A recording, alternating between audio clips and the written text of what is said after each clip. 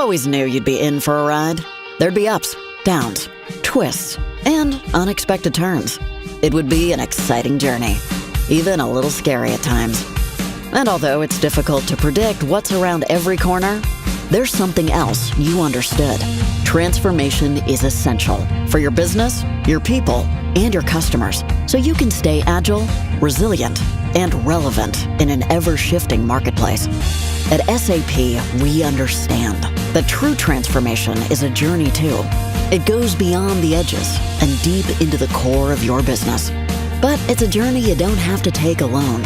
No matter where you're starting from and where you want to go, we're by your side to simplify planning and execution and integrate data, intelligent tech, with cutting-edge ERP that will accelerate outcomes on your terms and on your timelines. The road ahead is clear. The next turn truly transformative. It's your time to rise with SAP.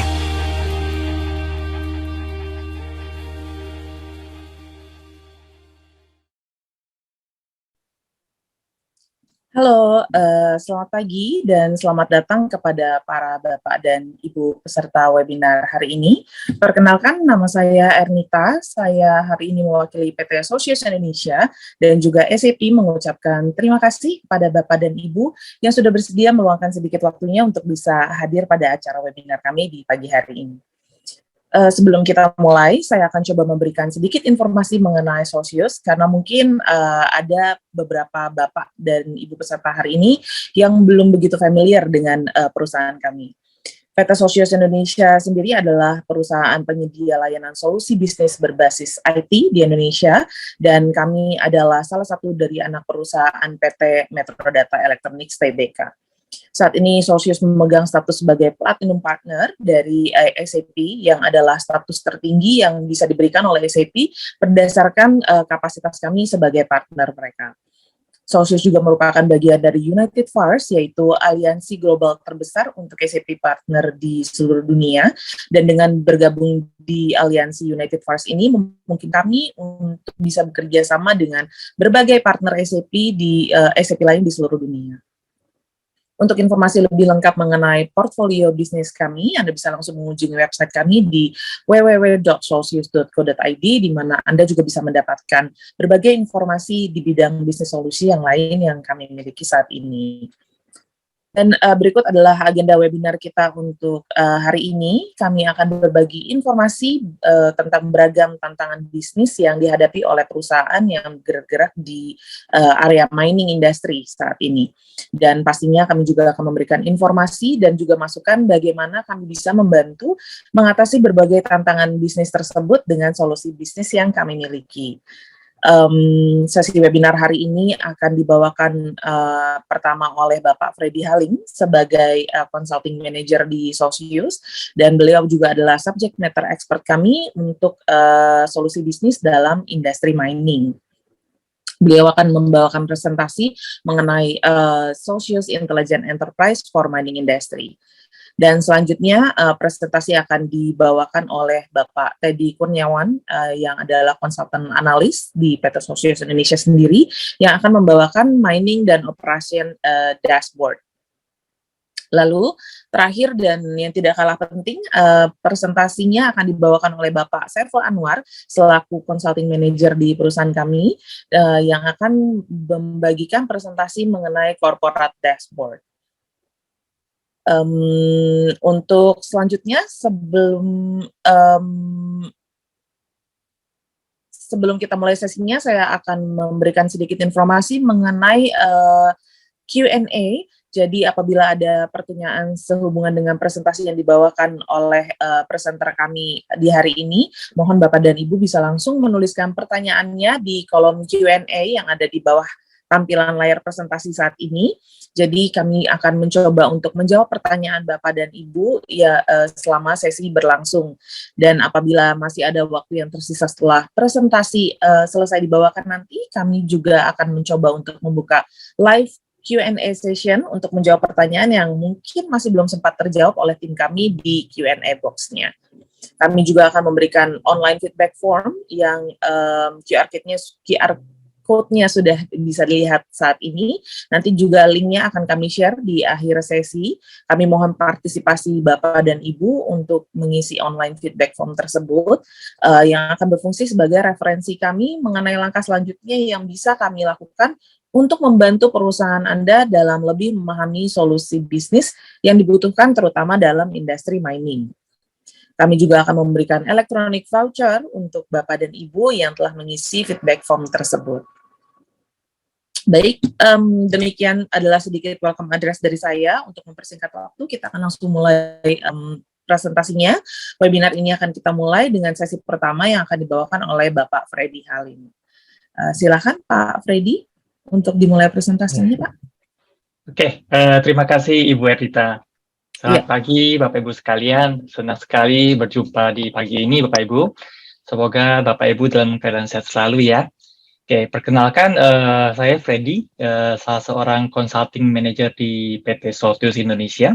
Ya, di bawah saya membawahi beberapa area di SAP, terutama ya di area production planning, maintenance, dan quality. Ya.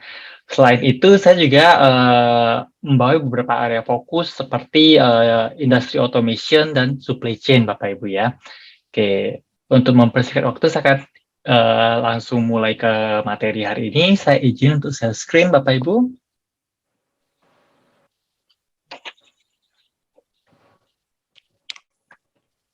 Oke, Ibu Ernita, boleh confirm apakah screen saya sudah kelihatan?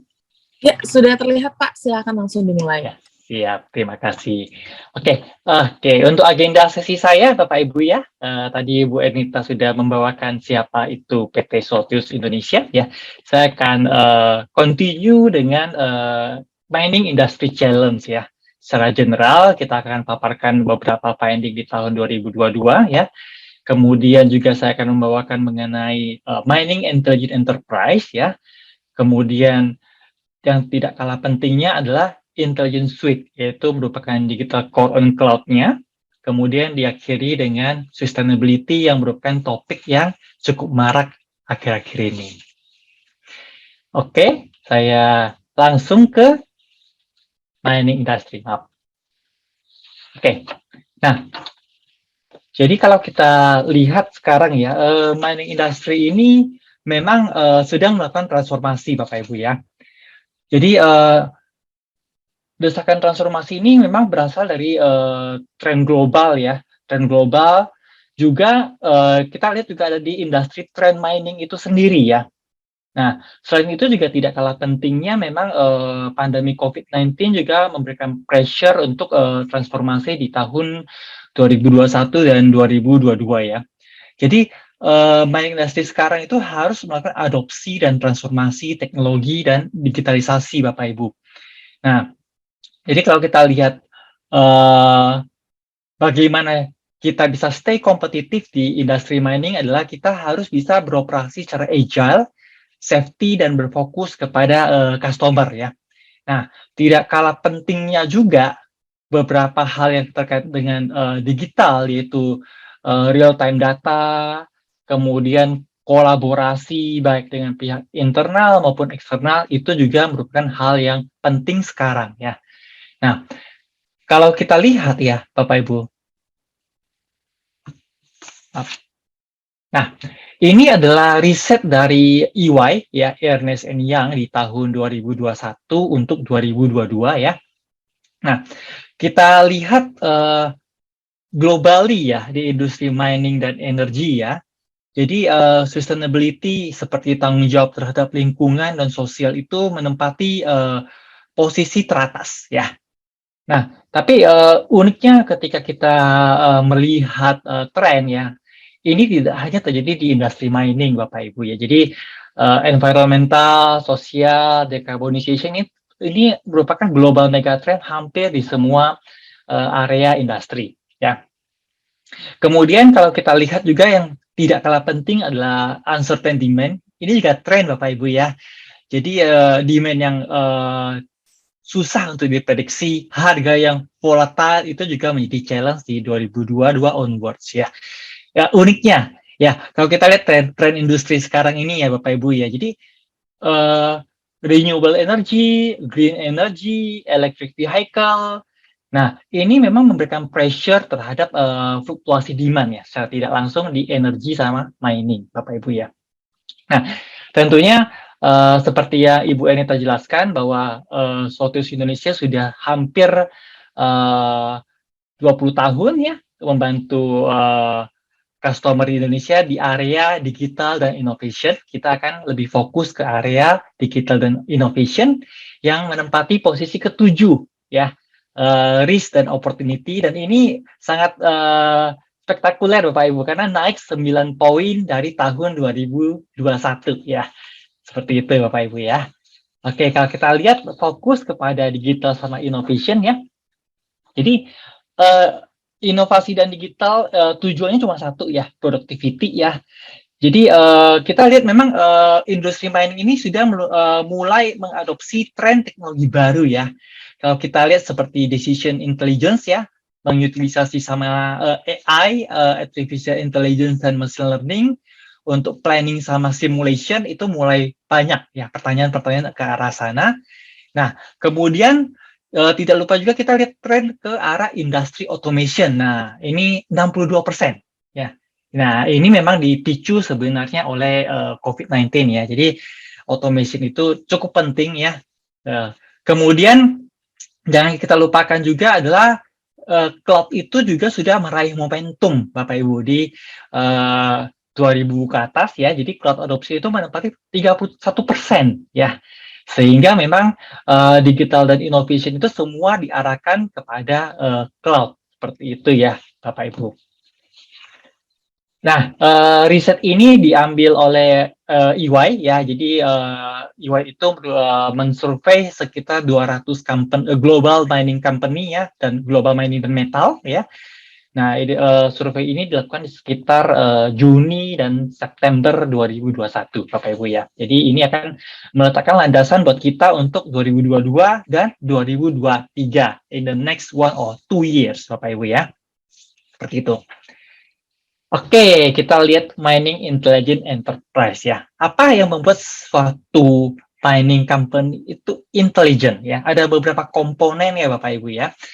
Jadi intelligent enterprise itu sebenarnya bukan mengenai ERP apa yang Bapak Ibu pakai atau mengenai aplikasi yang Bapak Ibu pakai ya, bukan seperti itu. Jadi intelligent enterprise itu paradigma baru ya, paradigma baru yang menggabungkan aneka aspek menjadi satu kesatuan end-to-end secara holistik Bapak Ibu ya. Nah, pertama di presentasi saya kita bisa melihat bahwa ada yang namanya digital core on cloud. Ya, jadi ini adalah digital core on cloud ya. Jadi kita lihat juga kenapa on cloud? Karena itu memungkinkan kita untuk berkoneksi ke dalam satu keluarga bisnis network ya. Kita bisa terkoneksi kepada supplier, contohnya supplier OEM spare part, kepada maintenance, contohnya yang manufacture equipment ya untuk mendownload buku digital. Nah, kemudian juga kita bisa terkoneksi kepada logistik supply network, contohnya barging, kemudian mother vessel provider, seperti itu tergabung ke dalam logistik provider network, seperti itu ya. Nah, tidak lupa juga kenapa on cloud. Nah, karena dia memungkinkan untuk suatu sistem yang reliable dan secure ya. Jadi hal ini menguntungkan kita selaku business user di industri mining karena kita bisa berfokus kepada improvement proses itu sendiri tanpa kita memusingkan mengenai hal-hal teknis seperti infrastructure dan lain-lain ya. Oke, kemudian elemen kedua yang membuat suatu mining company itu intelligent artinya adalah ketika transformasi itu terjadi ya, proses itu tidak di-reinvent dari nol ya. SAP selaku leader ERP ya, dan bekerja dengan partner meletakkan fondasi bisnis proses best practice untuk industri mining. Nah, itu yang harus kita adopsi Bapak Ibu ya. Tujuannya kita mempercepat transformasi ke intelligent enterprise dan meminimalkan resiko transformasi itu ya. Nah, elemen terakhir ketiga ya, yaitu adalah digital core itu harus bisa terkoneksi ke area-area yang kompetitif ya.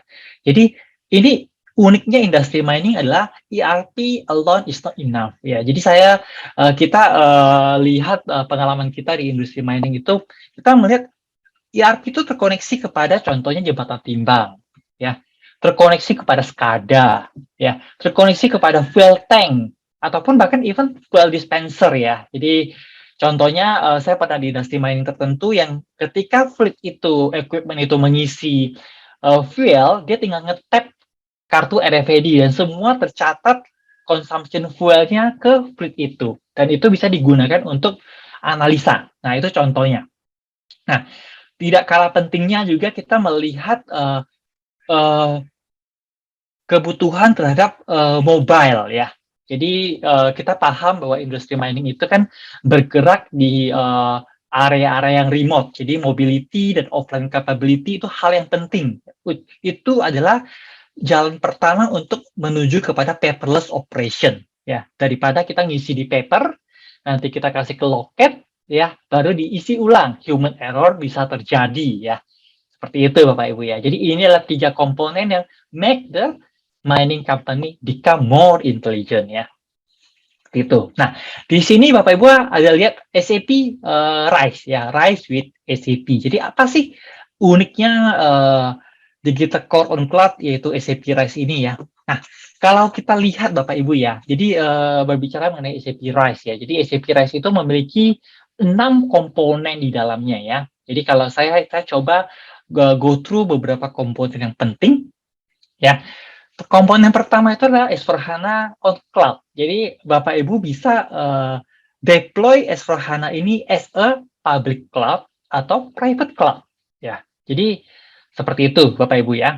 Nah, kemudian hal kedua, infrastructure on choice ya. Kita paham ya customer kita itu banyak preferensi ya. Jadi Bapak Ibu bebas untuk memilih apakah mau di hosting di AWS, Ali, Azure, Huawei, apapun itu ya. Itu merupakan pilihan dari customer ya. Kemudian ada juga namanya business network ya. Business network itu yang tadi saya ceritakan memungkinkan S/4HANA ini terkoneksi sebagai satu keluarga kolaborasi dengan supplier, maintenance dan logistik business network ya. Nah, jadi kalau Bapak Ibu yang sudah melihat mengarah ke cloud akan mendapatkan kompleksitas di mana banyak party yang bermain di cloud ya. Bagaimana kontrak saya dengan provider infrastructure, bagaimana kontrak saya dengan SAP, bagaimana kontrak saya dengan support, SLA yang seperti apa. Nah, itu memusingkan Bapak Ibu. Jadi, Subrise itu mengurangi kompleksitas itu dengan satu kontrak hanya dengan satu pintu ke SAP. Nah, benefit dari ini adalah semua SLA, Availability System, adalah satu pintu di manage totally by SAP. Nah, jadi ini tentunya mengurangi kompleksitas kita ketika transformasi ke arah cloud. Nah, ini adalah salah satu benefit yang banyak ditanyakan oleh customer untuk simplifikasi transformasi ke cloud, Bapak Ibu ya. Seperti itu. Nah, kemudian sekarang Soltius. Ya, jadi tadi secara SAP ya, bagaimana Soltius ini melihat komponen yang membuat suatu mining enterprise itu lebih intelijen ya. Jadi ERP itu sendiri not enough ya. Nah, jadi kalau kita lihat digital core adalah step pertama Bapak Ibu. Tapi jangan lupakan bahwa banyak hal lain ya. Nah, contohnya Soltius portfolio yang lain adalah Soltius merupakan partner yang sudah bekerjasama dengan penyedia cloud platform ya di Indonesia, AWS, GCP, Huawei, Ali. Nah, itu sudah merupakan partner Soltius di area cloud ya. Nah, digital automation. Jadi kita melihat maraknya digital automation karena dipicu oleh COVID-19 juga ya. Contohnya adalah IoT integration, robotic automation ya, ataupun proses automation ya. Digital content. Nah, ini pengalaman kami melihat industri mining itu penuh dengan paper ya. Jadi aneka kontrak, contohnya aneka dokumen health dan health and safety, itu semua paper based. Jadi ke depannya kita akan bergerak ke arah digital content, ya. Jadi semua dokumen itu harus digitalisasi menjadi digital content. Makanya Sotius juga bekerja sama dengan DokuFlow dan Serala untuk area ini, ya. Kemudian supply chain tidak kalah pentingnya ya Bapak Ibu ya. Jadi Sotius juga partnership dengan contohnya Integrated Business Planning, ya, Ariba dan Mendix ya. Untuk area digital supply chain, security. Nah, Sotius menggandeng Fortinet ya. Kemudian digital platform ya. Nanti saya tidak akan kupas dalam di sini karena rekan saya akan membawakan digital platform ya. Kemudian digital insight dan data, bagaimana Bapak Ibu bisa mengoperasikan big data tanpa tersesat, membuat data itu insightful. Nah, nanti rekan saya juga akan membawakan area ini ya. Dan yang terakhir ada digital workforce. Jadi mining industry itu adalah resource intensif, tidak hanya di equipment tapi juga di human. Human itu penting ya.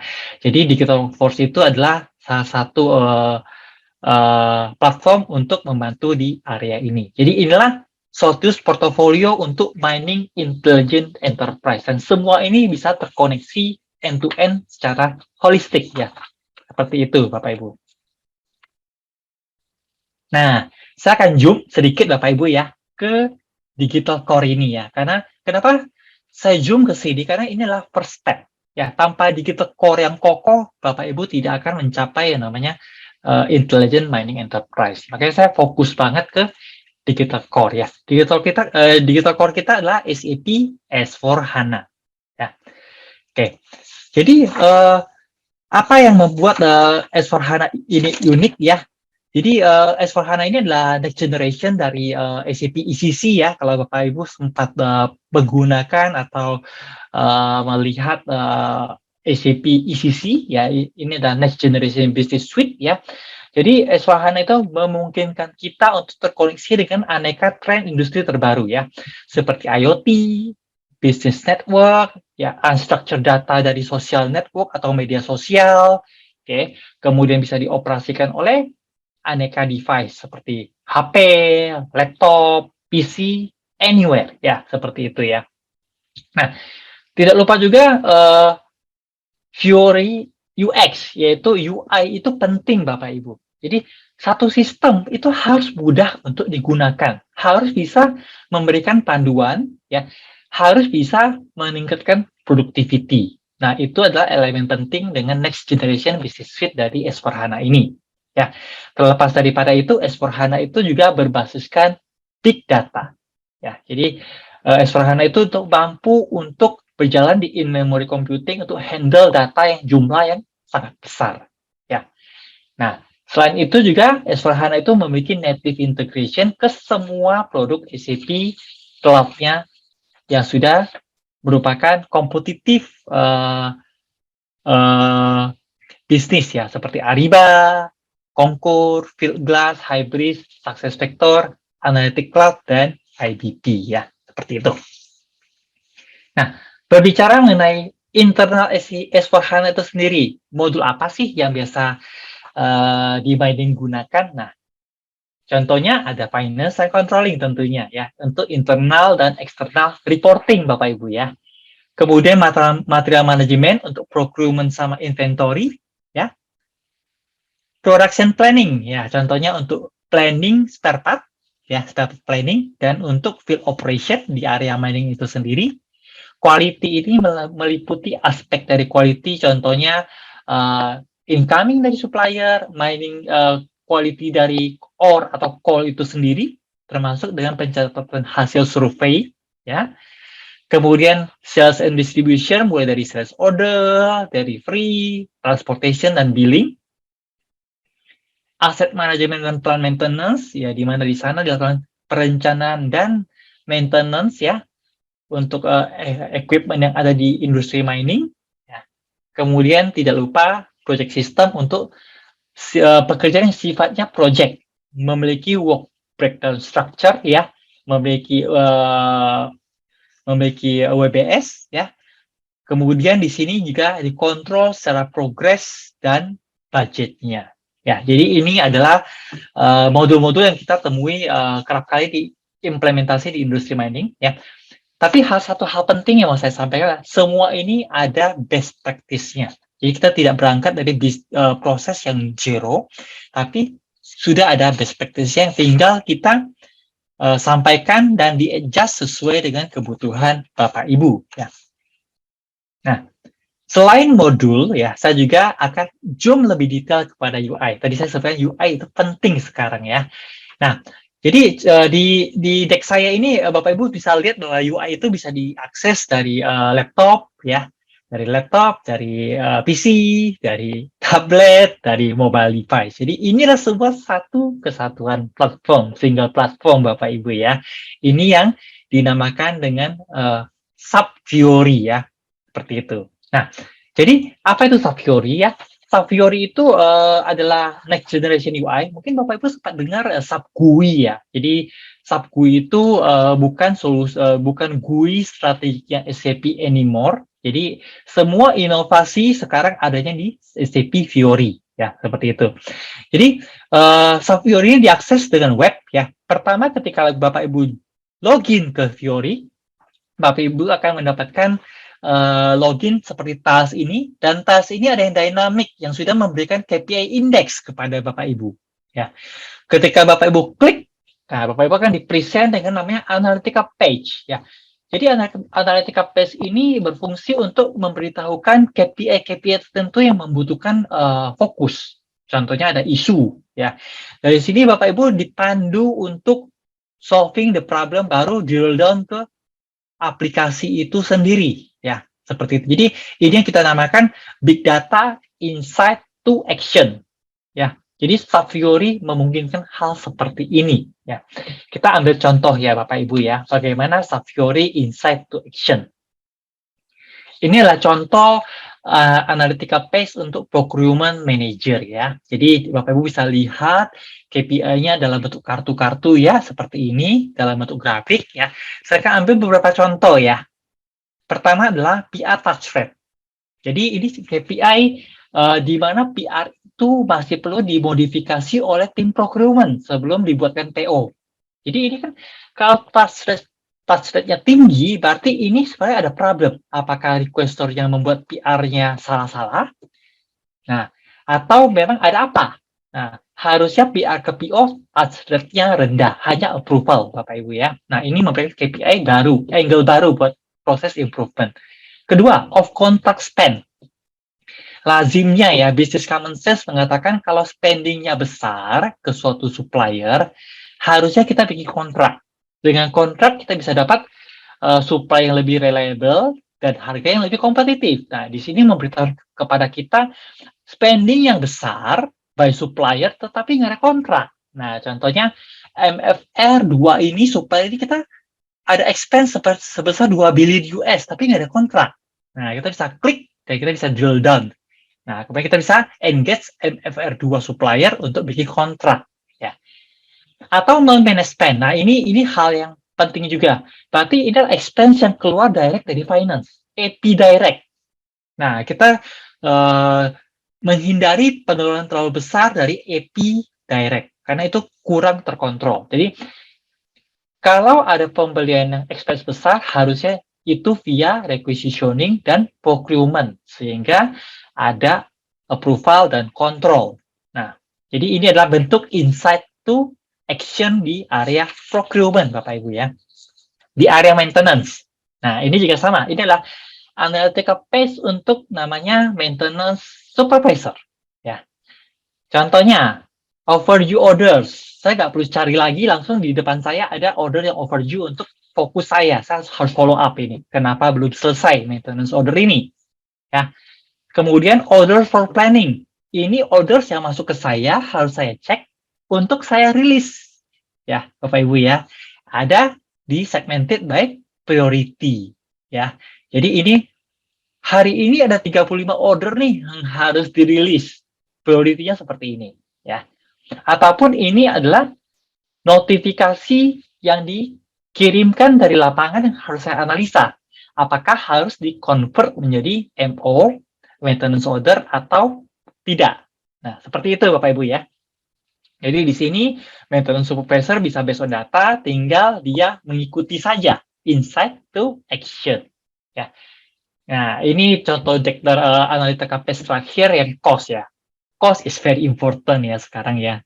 Nah, di sini saya bisa melihat holistik ya sekarang ya. Maintenance cost saya, microchart ini saya bisa lihat ada yang plan sama unplanned. Wah, ini unplanned-nya gede nih, berbahaya. Saya harus bisa drill down. Kenapa unplanned-nya gede? Ya. Kemudian saya juga bisa segmented by, contohnya by orders, by tipe orders. Ya, apakah itu breakdown, korektif, atau preventif. Ya, saya juga bisa lihat tren dari per tahun. Ya, nah saya bisa lihat nih di 2018 ini ada ini yang besar. Saya tinggal klik dan ini dia drill down. Nah, saya klik di sini, ini muncul di sini order-ordernya, dan saya tinggal klik untuk lihat detail order itu sendiri, Bapak Ibu ya. Nah, jadi ini juga salah satu analytical page yang membuat kita bisa turn big data insight to action. Nah, itu merupakan core yang sangat penting. UI is very important sekarang, Bapak Ibu ya. Oke. Nah, topik terakhir saya adalah sustainability, Bapak Ibu ya. Jadi tadi Bapak Ibu lihat EY itu bilang bahwa sustainability is number 1 and number 2 ya di tahun 2022. Ya, saya paham itu mungkin di luar negeri ya. Jadi di luar negeri itu sekarang investor itu mulai melihat ESG rating. Ada yang Lagarde, ada yang B, BB, CC. Nah, jadi investor itu mulai enggan spend the money kepada company yang, company ini ada tahun lalu kayaknya dia memiliki insiden mercury leak ke environmental, atau company ini memiliki indeks safety yang sangat rendah. Di luar negeri udah mulai diperhatikan. Nah, di Indonesia itu akan mulai diperhatikan di tahun-tahun depan. Jadi kita akan mulai meraih momentum ke area sustainability ya, Bapak Ibu ya. Nah, kita pengalaman saya di industri mining memang social responsibility, contohnya safety dan social CSR ya, itu memang penting. Saya sudah melihat hal itu sudah sangat penting di Indonesia. Problemnya, Bapak Ibu, itu semua manual, tidak terdokumentasi dengan baik. Jadi ini adalah bottleneck kita untuk audit, bottleneck kita untuk continuous proses improvement. Ya, bagaimana kita bisa menuju kepada safety culture kalau kita tidak terdokumentasi dengan baik, tidak bisa proses improvement, semua paper based seperti itu ya, Bapak Ibu. Nah, memang climate action sama circular economy ya. Climate action contohnya adalah decarbonization ataupun circular economy, bagaimana kita manage waste ya, itu juga akan melengkapi di tahun-tahun depan ya Bapak Ibu ya. Nah, untuk area ini Soltius sudah bekerjasama dengan SAP ya, SAP EHS for Sustainability, memungkinkan semua ini di manage, systemize, terdokumentasi dengan baik, real-time data reporting, dan mendukung proses improvement, Bapak Ibu. Ya. Nah, SAP EHS ini dibikin secara holistik juga, sesuai dengan apa yang terjadi di area mining. Contohnya, dari field operation itu mencatat insiden. Nah, Bapak Ibu lihat di sini ya, ada handphone, ada tablet. Jadi kita langsung register insiden di field operation. Insiden itu akan masuk di platform yang sama, akan direview oleh EHS practitioner. Ya, di sini akan mulai direview, dan pada akhirnya data ini akan menjadi feedback kepada manajemen untuk continuous improvement. Ya, Bapak Ibu lihat ya, register insiden, review by practitioner, sama dashboard untuk corporate. Ya, jadi semua ini adalah end-to-end holistik di single system yang sama, Bapak Ibu. Ya. Nah, apa sih sub EHS itu ya, SAP EHS for Sustainability? Kita lihat portofolionya ya. Nah, jadi lengkap. Jadi tadi 3 yang saya sebutkan, ada climate control, circular economy, kemudian ada social responsibilities, worker safety lengkap ya Bapak Ibu ya. Saya ambil beberapa yang penting ya, contohnya adalah incident management. This is very important ya, dengan incident management, near miss dan safety observation function. Tujuannya apa? Kita akan kita harus reduce incident rates, sama satu yang penting ya, proactive safety culture. Seperti itu. Nah, tidak kalah pentingnya juga adalah EHS, health and safety untuk chemical. Kita tahu ya bahwa di industri mining itu banyak hazardous substance, peledak, chemical sangat banyak. Nah, di sini ada chemical approval dan chemical management, itu membantu kita untuk control chemical usage. Ya, tujuannya apa? Untuk improve the safety, nanti ketika ada audit, semua sudah systemized ya. Nah, ini adalah portofolio dan value driver yang ada di SAP EHS for Sustainability. Ya, kenapa kita harus fokus ke sini? Ya, jadi with the great power comes a big responsibility ya. Kita harus mulai fokus ke statement itu, Bapak Ibu ya. Oke, nah contoh screenshotnya untuk mengakhiri sesi saya. Nah di sini ada contoh bahwa register insiden di mobile, kemudian bisa dilihat oleh EHS practitioner. Di sini juga kita ada chemical approval ya. Nah kemudian dashboard ya, yang ad hoc, real time, dan bisa drill down Bapak Ibu ya. Nah, ini ada contoh dari SAP EHS for Sustainability. Ya, oke, Bapak Ibu, saya sampai di akhir sesi saya. Ya, terima kasih Bapak Ibu.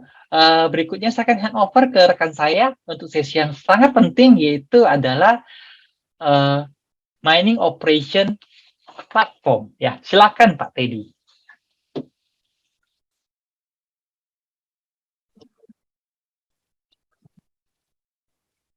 Oke, baik. Terima kasih Pak Freddy. Saya coba share screen sebentar.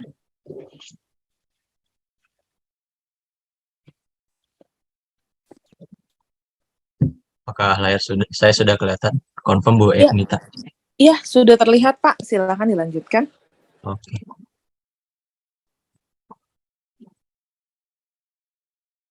Oke, baik. Terima kasih Bapak Ibu semuanya atas kesempatan hari ini. Sebelumnya saya akan coba memperkenalkan diri. Nama saya Teddy Kurniawan. Saya sebagai konsultan analis dari PT Southeast Indonesia. Pada hari ini saya akan mencoba menjelaskan tentang mining operation and dashboard yang di situ kita buat menggunakan digital platform yang bernama Mendix. Tadi juga Pak Freddy sedikit menyinggung tentang Mendix sebagai digital platform. Nah, di sini saya akan coba jelaskan apa itu Mendix dan juga platformnya sendiri. Yang pertama, saya akan jelaskan tentang low code, apa itu low code dan apa itu Mendix. Low code sendiri adalah salah satu tool yang di situ memudahkan kita untuk mendevelop aplikasi. Apa bedanya develop menggunakan low code dan develop aplikasi pada umum yang ada di zaman sekarang? Dengan low code ini, itu punya keunggulan di kecepatan develop aplikasinya. Karena di dalam low code platform ini, itu pembuatan aplikasi menggunakan proses yang di situ kita drag and drop. Jadi kalau zaman sekarang kita develop aplikasi menggunakan coding seperti PHP, JavaScript, nah itu kita harus coding dari awal sampai akhir. Nah, dengan low code itu bisa memudahkannya. Jadi semudah drag and drop proses. Dan salah satu low code platform yang kita bawa yaitu bernama Mendix. Mendix itu bisa apa saja? Nah, ini ada beberapa fitur yang disediakan oleh Mendix. Yang pertama saya jelaskan yaitu low code development. Dengan menggunakan low code development ini, kita bisa develop aplikasi 10 kali lebih cepat dengan 70% less resource. Kenapa bisa seperti ini? Karena tadi proses development-nya itu semudah drag and drop dengan sedikit config yang di situ tidak terlalu sulit dan juga tergantung kompleksitas aplikasi yang ingin kita buat. Berbeda dengan develop aplikasi zaman sekarang ya kita harus build dari awal, timnya siapa, codingannya seperti apa. Nah, ini berbeda dengan menggunakan low code platform. Yang kedua ada multi experience. Nah, dengan multi experience ini aplikasi yang kita buat dengan Mendix low code platform itu bisa berdasarkan web based atau juga mobile based. Karena pada zaman sekarang itu ya majority aplikasi itu dibuat menggunakan web based atau mobile based. Kemudian untuk modenya bisa online, dan juga untuk mobile itu kita bisa mendukung untuk offline. Kemudian yang ketiga ada unlock and extend your core data and system. Jadi dengan Mendix ini kita juga bisa konekkan data dari luar ke Mendix. Jadi integrasi antar data itu bisa dilakukan dengan menggunakan Mendix. Kemudian yang keempat ada multi-cloud. Untuk deployment-nya sendiri kita bisa menggunakan on-premise atau menggunakan Mendix Cloud. Kalau misalkan kliennya itu punya cloud sendiri, itu kita bisa deploy ke sana sebagai private cloud. Oke, next. Nah, selain di sisi kecepatan di development aplikasinya, Mendix juga menjamin berbagai security certification dan assurance report. Jadi, karena dalam pembuatan aplikasi, data merupakan hal yang penting, dan itu harus di security, dijaga keamanan datanya. Dengan menggunakan Mendix, itu sudah di-handle dengan Mendix-nya sendiri. Bayangkan kalau kita build aplikasi sendiri, maka di situ kita perlu membuat security-nya sendiri, kemudian kita juga perlu maintenance sendiri, maka di situ akan lebih banyak action. Tapi dengan Mendix itu sudah di-handle security-nya. Kemudian di awal tadi juga saya singgung terkait integration, karena data tidak selalu berasal dari satu tempat. Mungkin kalau perusahaannya sudah besar, banyak data dari sumber-sumber yang lain. Makanya di situ perlu integration. Jadi data yang ada di luaran itu bisa kita konekkan dengan Mendix platform ini. Di antaranya ada message definition, mapping, kemudian menggunakan web service, atau yang umum pada sekarang ya pakai menggunakan REST service juga. Kemudian ada OData, konektor kit, atau di situ database integration langsung itu bisa dikonekkan dengan Mendix. Kemudian lanjut. Nah, dengan menggunakan Mendix ini kita bisa develop aplikasi untuk web, mobile, tab, atau untuk web itu kita bisa bikin berbentuk reporting atau juga dashboard. Jadi Mendix ini adalah low-code platform yang di situ bisa mendevelop aplikasi 10 kali lebih cepat daripada aplikasi develop pada umumnya, dan prosesnya itu semudah drag and drop, dan custom aplikasinya itu bisa web atau mobile. Dan untuk mobile itu kita bisa online maupun juga offline. Nah, untuk saat ini kita salah satu yang akan saya jelaskan yaitu solusi mining Soltius yang kita buat dengan menggunakan Mendix. Yang pertama saya akan coba jelaskan general flow-nya. Di sini terdapat beberapa bagian. Yang pertama ada field operation. Di dalamnya ada beberapa fitur. Yang pertama ada working calendar, yaitu yang plan. Ini untuk merecord working days dari semua karyawan di area mining. Nah, di dalamnya terbagi menjadi annual plan. Ini untuk merecord plan tahunan dari mining sendiri. Kemudian ada monthly plan. Ini terbagi lagi menjadi beberapa kategori. Ini kategori ini bisa kita custom tergantung dengan kegiatan yang ada di dalam industri mining itu sendiri. Kalau di sini kita contohkan ada waste removal, coal production, coal processing, dan juga coal hauling. Nah, di dalam kategori ini nanti setiap harinya kita harus merecord data dari daily aktual, yaitu quantity yang didapatkan per hari berdasarkan kategori-kategori ini. Nah, nantinya data ini akan kita bentuk menjadi production reporting. Di dalamnya akan berisi annual plan, monthly plan, kemudian daily aktual. Apakah plan tahunan dan plan bulanan itu sudah menyesuaikan dengan daily aktual yang setiap hari kita dapatkan. Nah, ini di dalamnya kita juga bisa terdapat fitur untuk adjustment, jadi kita bisa edit, kita tambahkan. Kemudian untuk yang kedua ada support function. Di dalamnya ada beberapa fitur. Yang pertama ada equipment management. Nah, ini fitur untuk mendaftarkan equipment yang ada di area mining. Contohnya kalau mobil truknya itu harus didaftarkan di sini. Tujuannya adalah nanti untuk memenuhi fitur yang ini, yaitu equipment time management. Di fitur equipment time management ini akan memonitoring equipment apa saja yang sedang beroperasi maupun yang sedang tidak beroperasi di area mining. Pokoknya semua yang terdaftar di area mining maka bisa dimonitoring dengan equipment time management. Jadi di setiap penggunaan atau hal-hal yang terjadi dengan equipment tersebut itu harus diupdate atau direcord di data equipment time management. Kita harus memasukkan nama barangnya, kemudian pengoperasiannya kapan, jam berapa, siapa yang menggunakan, supervisornya siapa. Dan di sini nanti akan terlihat siapa yang menggunakan atau monitoring equipment itu bisa dilihat. Kemudian ada beberapa tambahan maintenance, yaitu contohnya rainfall data, ini untuk merecord data curah hujan yang ada di sekitar area mining. Kemudian ada pond elevation, ini untuk melihat status air bah yang ada di sekitar area mining. Kemudian yang ketiga, ada super function yang kedua, yaitu terkait dengan proses shipping yang ada di pelabuhan. Di dalamnya ada beberapa kategori. Yang pertama ada vessel arrival, ini untuk merecord data vessel yang datang ke pelabuhan. Kemudian barge loading, ini untuk merecord proses coal blending dan juga barge loading yang terjadi di pelabuhan. Kemudian untuk proses transshipment, ini untuk merecord data dari barge yang akan diantarkan ke mother vessel. Semuanya ini nanti akan menjadi satu di maritime report. Jadi akan berbentuk report dari ketiga fitur ini. Kemudian ini adalah contoh bentuk dari daily operation report.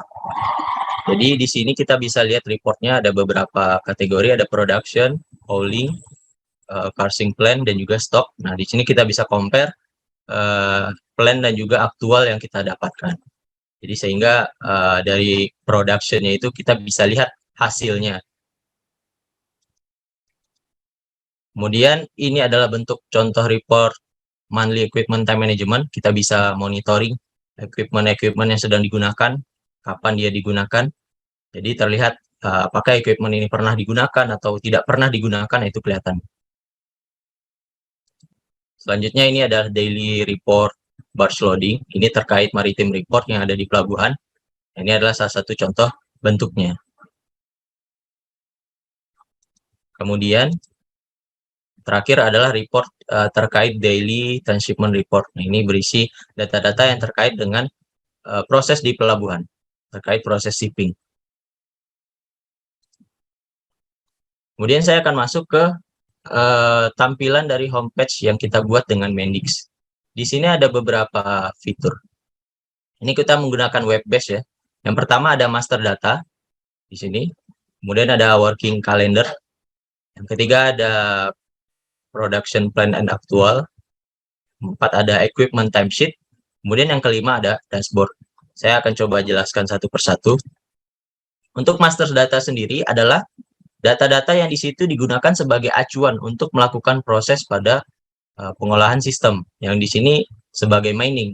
Nah, kita akan isi di sini beberapa tab, yaitu data-data yang digunakan sebagai acuan. Kalau di sini kita contohkan ada customer, kemudian ada location, ada pit, dan juga equipment. Kemudian kalau kita ingin menambahkan beberapa data master lagi, ini kita bisa custom sendiri, menyesuaikan dengan sistem dan aplikasi yang ingin kita buat. Di sini saya contohkan 4 master data. Kemudian yang pertama ada lanjut di fiturnya, yaitu working days daily report. Di sini data akan direcord, yaitu data-data working days selama 1 bulan di setiap customer. Jadi setiap customer ini setiap bulannya dia bekerja berapa hari. Ini untuk keperluan perhitungan compare data dan juga untuk tampilan perhitungan di dashboard nantinya. Jadi kita bisa new record di sini, kemudian kita isi field-field yang diperlukan. Kalau di sini ada monthly, monthnya kapan, kemudian kategorinya apa. Nah, setelah itu masukkan customer-nya, location, pit, dan juga jumlah hari kerjanya. Ini kita bisa juga edit, bisa delete, dan juga bisa add new record. Seperti itu. Kemudian masuk ke production planning and actual report. Nah, di sini kita akan plan bulanannya, monthly plan. Jadi kita akan input record baru di situ. Di dalamnya kita isi field bulannya kapan, tahun, dan kita bisa tambahkan plan ID. Ini bisa kita buat sendiri. Kemudian ada kategori, ada waste removal kalau di sini. Kemudian plan quantity di bulan itu. Nah, di dalamnya kita akan breakdown lagi. Di dalamnya kita akan menambahkan record dari actual production daily. Di dalamnya ini kita harus input setiap harinya. Jadi berapa kuantiti yang kita dapatkan di hari itu, nah ini kita harus input. Nanti ada field yang diisi, tanggalnya kapan, untuk customer-nya siapa, location-nya di mana, bid, dan juga actual quantity. Nah ini nanti yang akan di-compare dan menjadi daily report production. Kemudian yang selanjutnya ada tampilan dari equipment timesheet management. Ini untuk proses monitoring dari equipment tersebut. Di dalamnya ada beberapa field, yaitu ada tanggal, kemudian shift berapa. Ini description ini adalah nama dari equipment yang sedang kita gunakan atau yang ingin kita monitoring. Kemudian statusnya apa, ada running, atau idle, atau breakdown, dan lokasinya di mana. Nah, dengan mengisi field ini, jadi equipment itu kita tahu dia sedang berproses di mana, sedang digunakan di mana, atau statusnya itu sedang rusak atau tidak digunakan. Seperti itu. Kemudian masuk ke tampilan dashboard. Ini web based dari bentuk tampilan dashboard yang kita buat dengan menggunakan Mendix. Di sini kita contohkan membuatnya dengan filter bulan dan juga tahun. Contohnya di sini kita ingin menampilkan data call production di bulan Januari 2022. Kita bisa tampilkan di sini. Ini bisa real time, mengambil dari data yang kita inputkan di fitur-fitur yang sebelumnya. Di field-field yang tadi saya jelaskan, nah datanya bisa langsung ditarik dari dashboard ini. Contohnya ini call hauling dalam 1 bulan itu, kemudian ada call sales. Nah, selain data seperti ini, kita juga bisa bikin seperti pie chart. Kalau ini contohnya call production by location, kemudian bisa tambahkan bar chart juga. Ini untuk melihat data total production by location-nya bisa. Ini untuk tampilan dashboard kita bisa custom lagi. Jadi data-data yang dari fitur sebelumnya, nah itu kita bisa tampilkan di sini sesuai yang kita inginkan. Kalau list breakdown ini adalah list equipment yang di situ tidak bisa digunakan atau sudah rusak di bulan itu. Nah, itu kita bisa lihat di sini. Di awal tadi saya jelaskan juga Mendix ini bisa by web based atau juga mobile based karena di dalam area mining memerlukan mobility dan juga offline capability yang sangat bagus karena mining kan banyak kerjaannya itu di lapangan. Nah, dengan Mendix itu kita juga bisa build dengan mobile. Yang pertama, di sini ada actual production list. Tadi saya jelaskan yaitu production list aktual ini kita harus isi setiap harinya. Karena mining kan agak susah kalau kita selalu standby di depan komputer. Karena mobility yang sangat cepat, jadi kita butuh mobile seperti ini. Jadi kita tidak perlu menginput di PC. Kita hanya perlu menginput dari mobile. Jadi kita input data daily aktualnya, kita mengisi field-field yang sama seperti di web tadi. Kemudian kalau sudah cocok, kita save. Selain itu, untuk equipment timesheet, kita juga perlu menginputkannya di mobile, karena agak susah kan, kalau kita selalu berada standby di depan komputer, makanya kita perlu mobile. Mengisinya sama seperti yang di web, ini tanggalnya kapan, kategorinya apa rusak, sedang digunakan atau tidak digunakan, shift-nya kapan.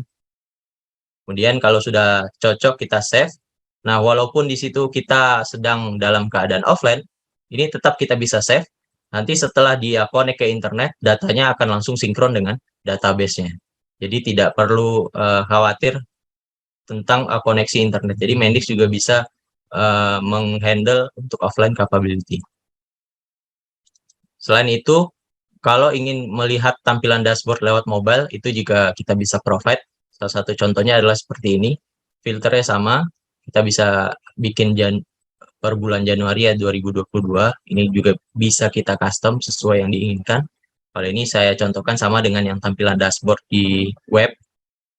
Datanya bisa pakai chart atau pakai tulisan seperti ini, itu juga bisa. Nah, seperti itu.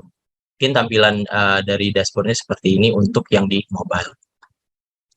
Sekian yang bisa saya sampaikan. Terima kasih atas waktunya. Selanjutnya akan saya serahkan ke Bapak Syaiful.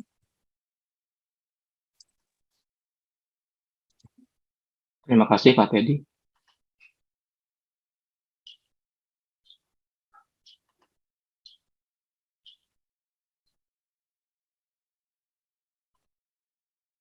Apakah slide saya sudah terlihat, Bu Eni? Iya Pak, sudah terlihat. Silahkan bisa dimulai Pak. Terima kasih. Oke, selamat siang Bapak Ibu sekalian. Terima kasih sudah join di webinar kami dan masih stay tune hingga siang ini ya. Perkenalkan sebelumnya, nama saya Saiful Anwar. Saya salah satu consulting manager di PT Soltius yang kebetulan in charge di Departemen Business Intelligence dan Business Intelligence Application. Kita akan masuk ke seksi Corporate Dashboard.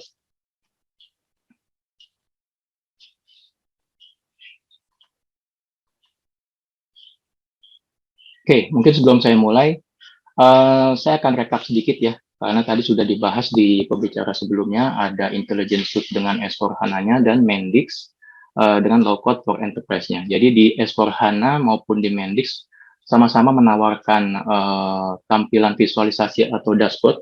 Lantas apa perbedaannya dengan corporate dashboard yang akan saya bawakan? Untuk di Intelligence Suite dan Low Code Platform Mendix, memang ada dashboard, tapi memang untuk departemental atau operasional purposes. Seperti itu. Jadi, dashboard yang disediakan oleh Analytics ini lebih mengcover yang lebih luas lagi. Jadi, tidak hanya data yang sumbernya dari SAP, tapi ini juga bisa nanti akan menampilkan data yang bersumber dari SAP maupun yang dari non-SAP. Seperti itu secara generalnya. Oke, saya akan coba kenalkan SAP Analytics Cloud yang merupakan salah satu komponen dari SAP Analytics. SAP Analytics Cloud ini adalah sebelumnya dikenal dengan C4A atau Cloud for Analytics. Dia adalah software as a service yang dimiliki oleh SAP. Jika memang sebelumnya SAP memiliki data visualization yang bernama SAP Business Object, SAP Analytics Cloud ini dia ada di sisi cloud. Plus kelebihannya adalah dia menggabungkan capability analitik di dalam satu produk. Produknya apa saja? Kita bisa lihat bahwa saat ini banyak sekali BI tools di luaran yang menawarkan data visualization. SAP Analytics Cloud menawarkan tidak hanya business intelligence, tapi juga ada business planning dan mengembed artificial intelligence dan teknologi machine learning seperti itu. SAP Analytics Cloud itu berbasiskan SAP Cloud Platform bersama dengan modern data warehouse yang dimiliki. SAP Analytics Cloud bisa menawarkan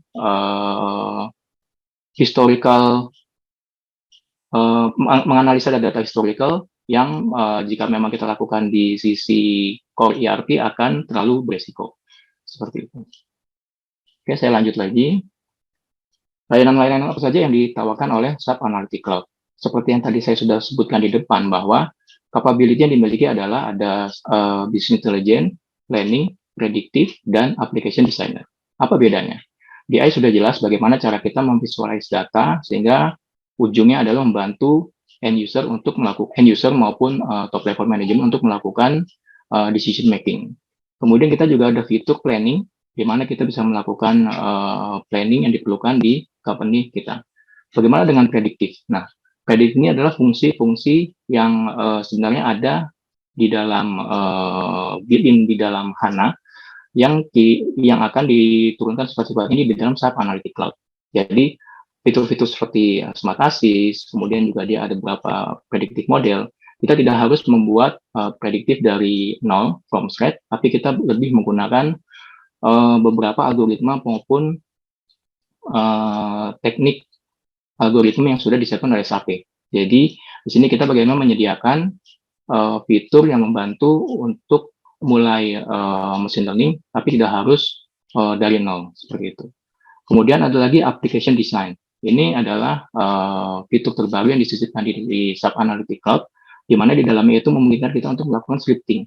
Jadi misalkan ada tim bapak, ibu yang memang sudah familiar dengan code scripting, bagaimana melakukan scripting. Nah, ini sangat dibantu jika ingin melakukan jika ingin menampilkan data visualisasi yang menggunakan scripting. Seperti itu. Lalu sebenarnya di surroundingnya juga ada SAP Digital Boardroom. Dari story-story yang sudah kita buat, yang di dalamnya itu ada BI, planning, dan predictive, bisa kita tampilkan di dalam paket bernama SAP Digital Boardroom. Biasanya Digital Boardroom ini digunakan di war room, di mana di satu ruangan ada 3 layar besar, yang bisa memanfaatkan fitur-fitur yang sudah saya sebutkan tadi. Terus ada juga Analytic Hub. Analytic Hub ini lebih bagaimana repositori yang dibuat untuk menyediakan baik apakah itu dari konsultan maupun dari SAP, sehingga kita bisa saling menggunakan konten secara bersama. Core capability-nya, saya coba fokus di BI-nya ya, BI dan prediktifnya. Core capability-nya apa saja? Jadi pertama adalah data connectivity, yang tadi disebutkan bahwa tidak hanya mengcover data source yang dari SAP, tapi juga dari non-SAP. Apakah itu nanti datanya akan dibawa ke cloud, atau memang perlu dikoneksikan secara live. Kemudian ada data wrangling dan modeling. Ini membantu bagaimana kita menyiapkan data yang diperlukan sebelum ditampilkan di sisi business intelligence. Kemudian yang berikutnya ada data visualization. Ini sudah standar yang biasa disediakan oleh tools BI. Kemudian tidak lupa juga ada fitur collaboration, di mana kita nanti dari story yang sudah ada, kita bisa share atau mungkin kita dari beberapa user perlu memberikan notes atau masukan yang bisa di-share, dikolaborasikan dengan tim yang berbeda. Kemudian yang terakhir adalah mobility. Jadi SAP Analytics juga memungkinkan Bapak Ibu untuk mengakses dashboard yang sudah kita buat, corporate dashboard yang sudah kita buat untuk diakses dimanapun kita berada. Terakhir mungkin perlu saya sampaikan juga bahwa SAP Analytics Cloud ini mengcover data baik itu yang ada di cloud maupun yang di on-premise. Jadi kalau misalkan Bapak Ibu memiliki source data yang di on-premise, no need to worry, kita bisa melakukan load data ke cloud-nya si SAP Analytics Cloud. Oke, saya coba fokus ke solusi untuk business intelligence. Jadi tadi sudah disebutkan ada fitur modeling dan preparation, bagaimana kita melakukan light data cleansing, sehingga ketika kita melakukan data preparation, kita cukup dibantu dengan adanya tools tersebut. Kemudian ada juga fitur data exploration and visualization. Jadi kalau visualization ini memang SAC mengacu dua hal ya, kita bisa melakukan dengan self-service, ada juga kalau misalkan lagi diperlukan, kita ada code base jika diperlukan. Kemudian untuk mempercepat kita juga ada yang namanya data exploration. Jadi dari situ kita bisa melakukan semacam pivoting sehingga kita bisa mendapatkan menganalisa data yang kita inginkan. Fitur berikutnya adalah scheduling dan publication. Fitur ini memang baru akhir tahun kemarin di absorb oleh SAP. Jadi bagaimana kita men-schedule story yang sudah kita punya untuk di-running berdasarkan periode waktu tertentu. Bisa juga nanti kita melakukan publication, kita kirimkan story atau yang berisi dan dashboard tadi kita kirimkan ke email orang-orang yang sudah terdaftar di SAP Analytics. Yang terakhir dari fitur di Business Intelligence adalah adanya pre-built content. Pre-built content ini sebenarnya adalah yang disiapkan oleh SAP maupun partner yang membantu kita untuk starting point melakukan development sesuai dengan line of business yang kita miliki. Kalau misalkan Bapak Ibu mungkin fokus di mining, ada juga pre-built content yang bisa kita manfaatkan. Kita bisa lihat fitur apa yang ada di sana dan bisa kita mulai untuk kita deploy di SAC tenan yang kita miliki. Kemudian yang kedua adalah SAP Analytics Cloud for Predictive Analytics. Seperti yang tadi sudah saya sebutkan bahwa machine learning sebenarnya adalah sesuatu yang sudah embed ada di HANA, machine learning dan prediktif. Nah, di SAC kita akan menggunakan machine learning dan prediktif algoritma yang sudah disediakan di dalam SAP itu untuk kita manfaatkan di sisi analitik.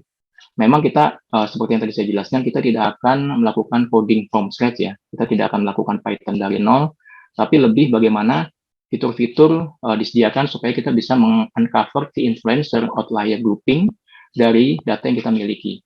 Bisa juga kita melakukan forecasting dari data historical yang kita miliki, atau mungkin kita ada use case yang perlu menggunakan dibantu oleh AI dan machine learning. SAP sudah menyiapkan algoritma standar yang kita bisa manfaatkan untuk memulai melakukan predictive analytics. Seperti itu. Dengan catatan algoritma yang digunakan adalah algoritma yang sudah disiapkan oleh SAP. Itu untuk SAP Analytics Cloud for Predictive. Yang berikutnya adalah SAP Analytics Cloud for Planning. Kalau sebelumnya tadi saya sebutkan ada SAP Analytics Cloud for BI dan Predictive, secara licensing memang sudah tercover. Untuk yang planning, ini memiliki licensing yang berbeda. Jadi kalau misalkan Bapak Ibu purchase SAP Analytics Cloud yang BI, itu di dalam sudah tercover BI dan predictive. Sedangkan kalau misalkan kita ingin mengutilize planning, itu diperlukan lisensi yang berbeda. Tapi apapun license yang digunakan, sebenarnya secara platform SAP sudah menyediakan SAP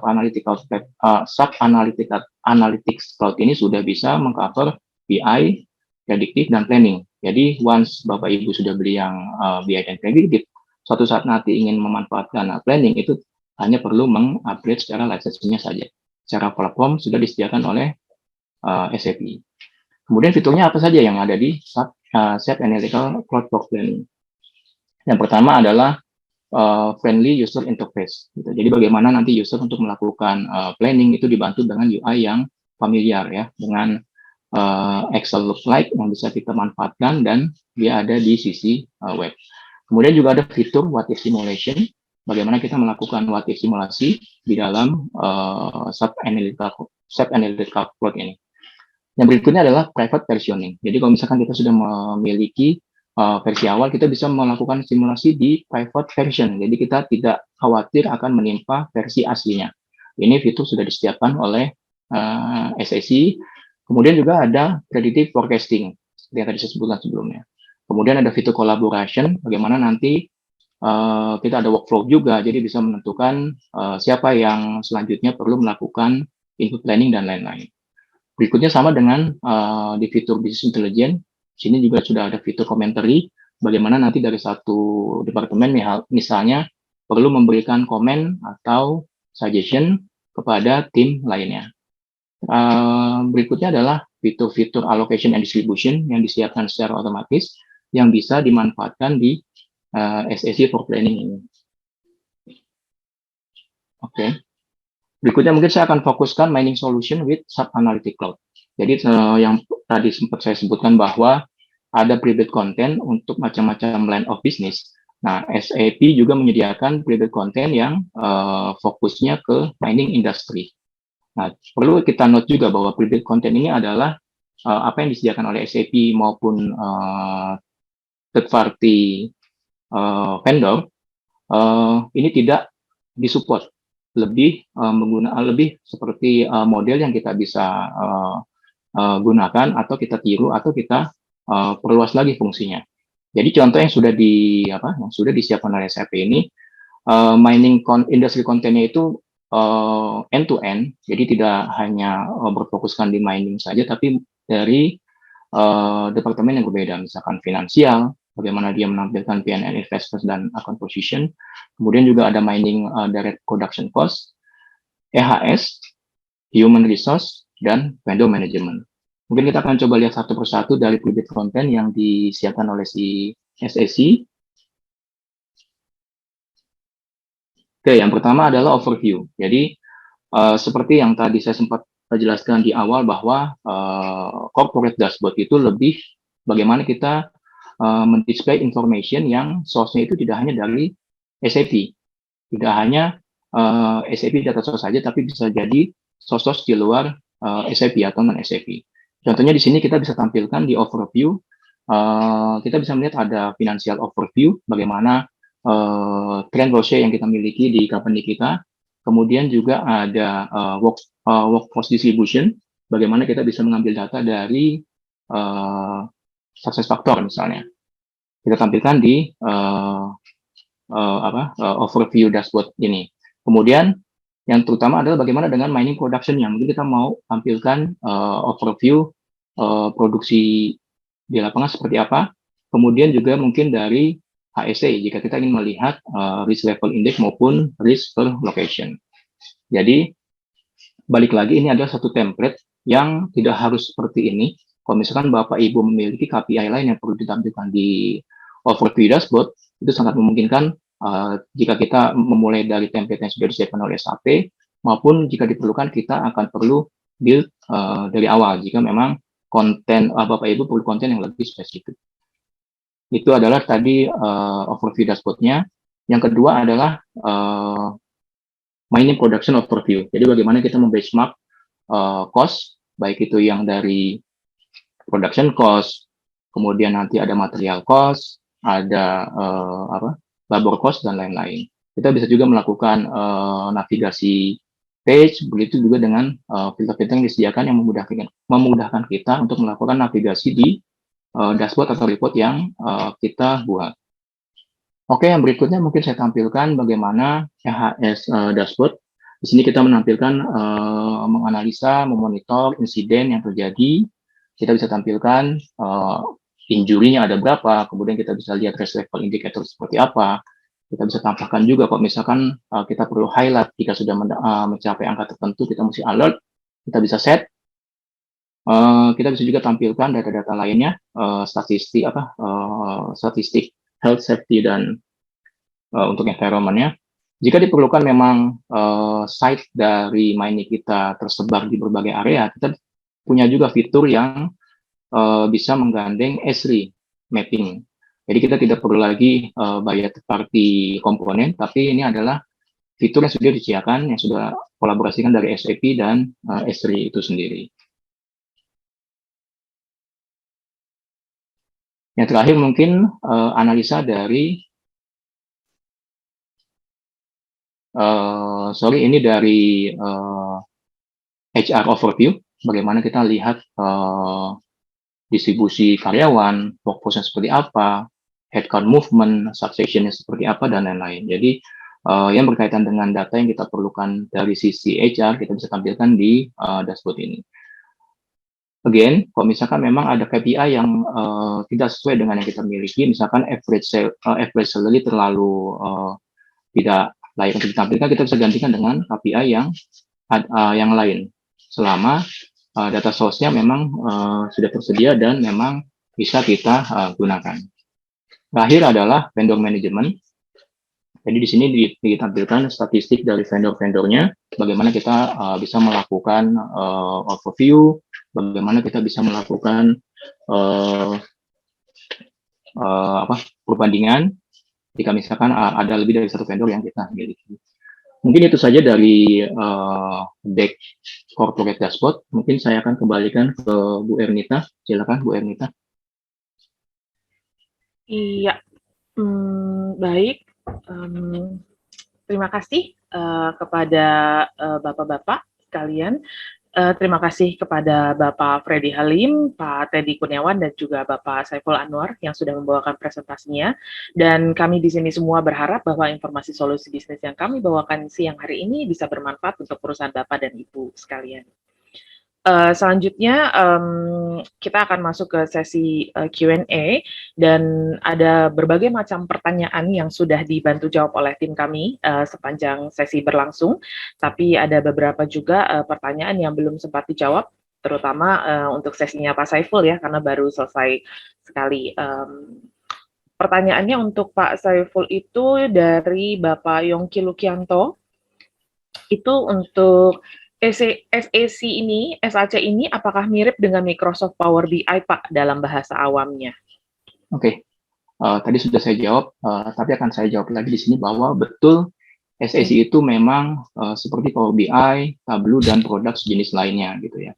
Jadi saat ini kan memang banyak tools analitik ya Pak ya di luar sana, baik itu yang dikeluarkan oleh Microsoft, oleh Tableau, oleh Qlik, dan lain-lain. SAP juga punya solusi BI tools, salah satunya adalah SAC, yang sebelumnya itu mungkin kita lebih kenal kalau ada on-premise product ya Pak, yang namanya Business Object. Nah, jadi balik lagi memang mirip, tapi ya perlu dipikirkan juga bagaimana dengan support datanya, terutama yang berhubungan dengan SAP, seperti itu. Jadi, balik lagi jawabannya, ya betul Pak, ini adalah BI tool yang mirip dengan yang beredar di pasaran. Gitu Bu Ernita. Oke, terima kasih untuk jawabannya. Semoga bisa menjawab pertanyaan dari Pak Yongki. Untuk pertanyaan untuk Pak Teddy, ya satu pertanyaan yang belum terjawab sepertinya. Pertanyaannya adalah bagaimana cara mengintegrasikan Mendix ke SAP existing system? Oke Bu, tadi sudah saya jawab juga. Jadi untuk integrasinya Mendix dengan SAP existing itu bisa kita pakai call BAPI yang terhubung ke web service SAP Cloud Connector atau ERPA. Seperti itu. Oh, oke, terima kasih. Pak Saiful, ada satu pertanyaan tambahan nih, mau tanya dari Bapak Ahmad Salman ya. Pertanyaannya adalah bagaimana integrasi atau hubungan antara digital boardroom dengan Hmm, SAC? ya, digital boardroom itu sebenarnya nanti ketika kita buat, dia akan mengambil dari SAC yang sudah kita buat juga, Pak. Gitu. Jadi, digital boardroom itu kan sebenarnya adalah layanan bagaimana kita menampilkan dashboard-dashboard di dalam 3 layar besar ya, Pak ya. Jadi ada 3 layar besar yang di dalamnya itu nanti sebenarnya komponen-komponen itu adalah SAC yang kita bangun secara independen, Pak. Jadi kita buatkan dulu SAC-nya, ketika udah jadi, kita nanti akan gunakan digital boardroom yang digunakan sebagai platform lah untuk tampilan yang lebih komprehensif gitu kan. Kan biasanya kan kalau kita melihat di web, di apa, kita cuma satu tampilan ya Pak ya. Tapi kalau misalkan ada 3 tampilan, kita bisa langsung navigate nih mana yang mungkin kita mau lihat secara generalnya dulu. Kemudian kalau kita mau lihat lagi detailnya mungkin bisa di layar berikutnya, dan ketiganya lagi nanti yang ditampilkan adalah data yang lebih detail lagi. Seperti itu sih. Jadi digital boardroom ini adalah fitur yang disiapkan oleh SAP yang untuk meeting room ya Pak, meeting room atau war room. Nah, base-nya adalah si SAP Analytical Cloud yang sudah kita buat masing-masing tadi Pak, seperti itu. Oke, terima kasih Pak Saiful. Untuk pertanyaan untuk Pak Freddy ya Pak, sepertinya pertanyaan dari Bapak Suparman. Untuk database-nya menggunakan apa? Ini sepertinya kaitannya mungkin dengan ERP kali ya. Untuk database-nya menggunakan apa? Dan jika kita migrasi dengan aplikasi sebelumnya, apakah bisa? Karena saat ini perusahaan Bapak Suparman ini menggunakan Ellipse 9. Oke, ya. Asumsi kita pertanyaannya adalah berputar di S4HANA Digital Core ya, Bu Ernita ya. Betul. Jadi S4HANA ini menggunakan database in-memory computing ya, Pak Suparman, in-memory computing SAP HANA ya. Nah, untuk migrasi memang SAP menjadikan tools out of the box untuk migrasi dari on-premise ke cloud ataupun dari ECC ke S4 atau ke RISE ya. Nah, kebetulan Pak Suparman menggunakan non-SAP product ya, Ellipse ya. Nah, sebenarnya di sini kita mempropose untuk greenfield sih, reimplementasi sih Pak. Sekaligus mungkin mereview ulang proses yang ada di Ellipse dengan new proses di S4HANA, bagaimana cara improve-nya. Jadi di SAP RISE itu kan juga punya namanya Business Process Intelligence untuk improvement the process ketika kita migrasi, Pak Suparman. Seperti itu, Pak Suparman. Semoga menjawab. Terima kasih, Pak. Iya, semoga menjawab ya. Tadi pertanyaannya sepertinya itu saja, semua sudah dijawab.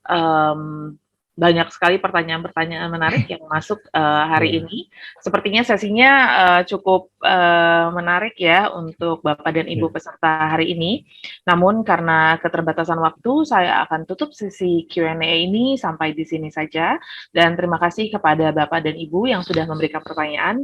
Dan semoga jawaban dari kami cukup jelas untuk menjawab pertanyaannya. Namun apabila masih ada pertanyaan lain atau mungkin ingin berdiskusi lebih lanjut dengan tim kami, bisa langsung menghubungi kami via email maupun telepon setelah webinar ini selesai. Dan sampailah kita di penghujung acara siang hari ini, kita akan masuk ke sesi yang terakhir dan untuk kami ini adalah sesi yang paling penting, yaitu untuk pengisian feedback form. Saat ini saya sudah share untuk link online feedback formnya di layar, dan Bapak Ibu juga bisa langsung ketik manual link feedback formnya di browser desktop ataupun mobile, atau bisa juga dengan scan QR code-nya untuk langsung masuk ke halaman online feedback form tersebut. Saya juga share linknya di chatbox saat ini untuk bisa lebih mempermudah aksesnya. Kami mohon partisipasi Bapak dan Ibu untuk mengisi outline feedback form tersebut yang akan berfungsi sebagai referensi kami untuk bisa mempertimbangkan langkah selanjutnya yang bisa kami lakukan untuk membantu perusahaan Bapak dan Ibu lebih memahami lagi solusi-solusi bisnis yang kami bawakan hari ini, terutama yang terkait dengan industri mining. Pastikan Bapak dan Ibu sudah mengisi feedback form dengan benar, karena kami juga akan memberikan electronic voucher sebagai rasa terima kasih kami kepada Bapak dan Ibu yang sudah meluangkan sedikit waktunya di pagi hari ini untuk bisa menghadiri webinar kami. E-voucher akan kami proses dalam waktu 1 sampai 2 hari ke depan setelah acara hari ini. Sekali lagi, kami mengucapkan terima kasih. Saya mengucapkan terima kasih kepada para speaker kita hari ini yang sudah juga sangat menarik membawakan sesi presentasi solusi bisnis kita. Dan terakhir, sekali lagi saya mewakili PT Association Indonesia dan juga SAP mengucapkan terima kasih atas kehadiran Bapak dan Ibu di siang hari ini. Dan sampai jumpa lagi di sesi webinar selanjutnya. Selamat siang dan semoga sehat selalu untuk kita semua. Terima kasih.